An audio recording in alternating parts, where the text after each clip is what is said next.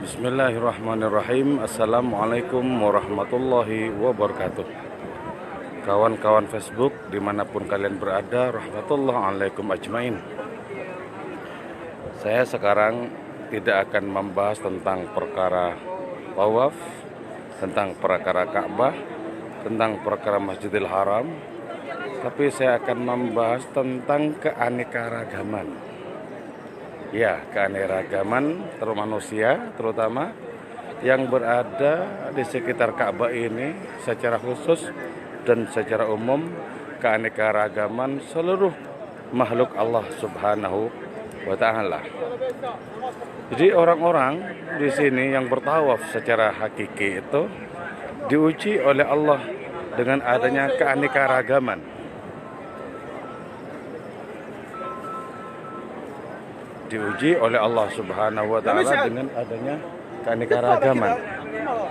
Jadi ada manusia datang dari berbagai macam bangsa di sini. Dengan berbagai macam warna kulit, dengan berbagai macam bahasa, dan semua menunjukkan kemahaan Allah Subhanahu wa taala.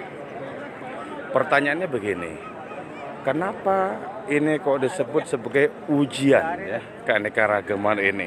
Nah, karena begini sebenarnya, keanekaragaman itu hanya terletak di permukaan. Bagaimana mungkin tidak? Wong konsepnya jelas, al-wahdatu yuwallidul kathrah, bahwa yang satu itu melahirkan yang banyak, yang tunggal melahirkan yang aneka ragam. Berarti kalau demikian, apa yang berkaitan dengan keanekaragaman itu sesungguhnya adalah hanya berkaitan dengan dimensi permukaan.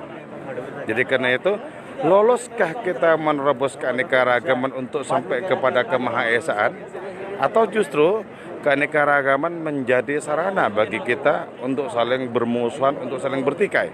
Nah, rupanya dalam kehidupan di dunia ini keanekaragaman seringkali tampil bukan sebagai panorama perbedaan yang sangat indah, tapi terutama sering tampil sebagai adanya pertikaian.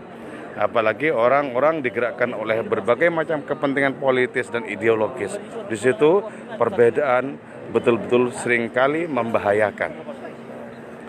Nah, di dalam tasawuf ya, perbedaan ini sesungguhnya adalah ujian apakah kita sanggup menerobos untuk sampai kepada keesaan itu. Sebab konsep al-wahdatu yuwallidul kathrah, bahwa yang banyak itu bahwa yang satu itu melahirkan yang banyak, itu juga mesti dilanjutkan, wal kathratu tahtaju ilal wahdah, dan yang banyak itu butuh yang satu. Nah, selama yang banyak itu masih kesandung oleh keanekaragaman, bagaimana mungkin sampai kepada yang satu dengan rela dan direlakan? Sedangkan adanya keanekaragaman itu sendiri sesungguhnya merupakan kehendak Allah Subhanahu wa taala. Coba dalam sebuah ayat kita bisa membaca, walau syaa rabbuka laja'alan nasa ummatan wahidah. Kalau Tuhan mau berkehendak Muhammad, maka Tuhan mau bisa menjadikan manusia itu tunggal, betul-betul tunggal. Misalnya Allah berkehendak untuk menjadikan warna manusia tunggal, atau bahasa manusia tunggal, atau apanya saja, itu sangat bisa. Cuma berarti apa? Kalau diawali dengan lau, andaikan, berarti itu tak dikehendaki. Jadi Allah tak menghendaki adanya hukum, Allah tidak menghendaki adanya keseragaman, homogenitas ya. Allah tidak menghendaki adanya homogenitas itu, keseragaman itu tidak. Berarti yang dikehendaki adalah keanekaragaman seperti ini.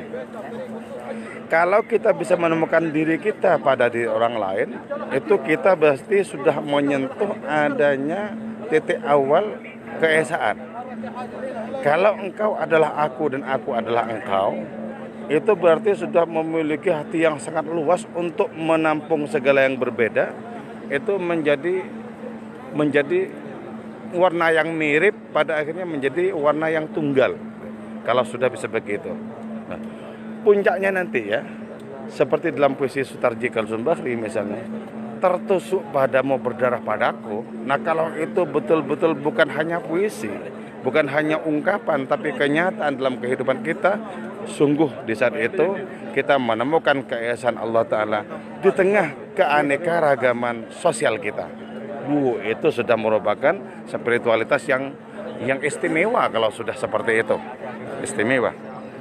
Nah, persoalannya adalah bahwa ya, ada dimensi dalam diri kita yang menghendaki untuk kita memasuki keesaan itu, tapi juga ada kekuatan dalam diri kita yang menghendaki sebaliknya, yaitu menjurumuskan kita kepada adanya pertikaian oleh perbedaan itu.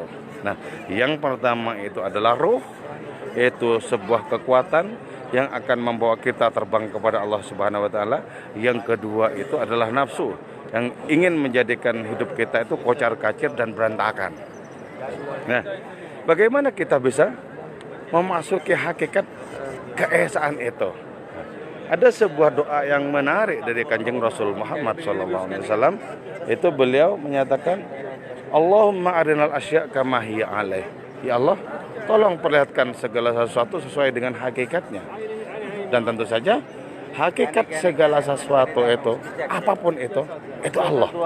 Ini ya, coba ya, kata Ibn Arabi, orang-orang dari kalangan mutakallimun ya, ahli kalam, tidak berani untuk mengatakan bahwa hakikat segala sesuatu itu Allah. Mereka berani hanya mengatakan hakikat segala sesuatu itu adalah jauhar, substansi. Tapi mereka tidak berani mengatakan bahwa jauhar itu, substansi itu adalah Allah Subhanahu wa taala. Padahal kata Ibn Arabi, hakikat apapun ini sesungguhnya adalah Allah Ta'ala. Nah, di sini kemudian menjadi mudah untuk memahami konsepsi wihdatul wujudnya itu. Di sini kita bisa menjadi mudah mengikuti konsepsi wihdatul wujud, bahwa wujud ini, ada ini tunggal sebenarnya. Tunggal. Jadi kalau begitu keanekaragaman ini paling permukaan. Keanekaragaman ini sesungguhnya merupakan hal yang seolah-olah dan seakan-akan tidak betul-betul real sebenarnya. Nah, itulah sebabnya kita mesti menyelami keanekaragaman kita agar sampai kepada kemahaesaan Allah Subhanahu wa taala. Tentu saja ini jelas-jelas merupakan tasawuf falsafi.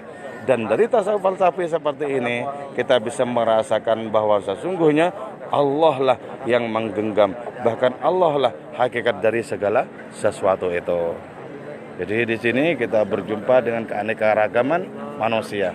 Banyak saudara-saudara di sini yang dari India, dari Kashmir, dari Sri Lanka, dari berbagai macam negara yang lain. Nah, ini baru padahal ya, keanekaragaman di sini ini tidak seberapa. Kenapa? Karena ini agamanya sama. Coba bayangkan keanekaragaman dengan keyakinan, dengan agama yang berbeda-beda, dengan kepatuhan yang bercabang-cabang, bertingkat-tingkat, juga pengingkaran yang demikian. Coba saksikan keanekaragaman seluruh makhluknya ini, dan genggamlah itu semua. Kita akan menemukan wujud itu cuma satu, yaitu wujudnya Allah Subhanahu wa taala. Apa yang disebut sebagai yang lain tidak pernah ada dan tidak akan pernah ada. Hanya Allah satu-satunya yang ada. Oke kawan, moga-moga manfaat dan barokah untuk kita semua. Ini sudah semakin berdesakan. Waktu di sini menunjukkan jam 6. Ini masih belum maghrib di sini. Aduh, maghrib di sini lebih dari jam 6, yaitu lebih 8 menit. Oke. Moga-moga perjumpaan kita walau lewat dunia maya senantiasa barokah dan manfaat untuk kita semua, juga untuk keluarga kita. Dan jangan lupa kita doakan Indonesia Raya aman sentosa. Amin. Wal afu minkum. Assalamualaikum warahmatullahi wabarakatuh.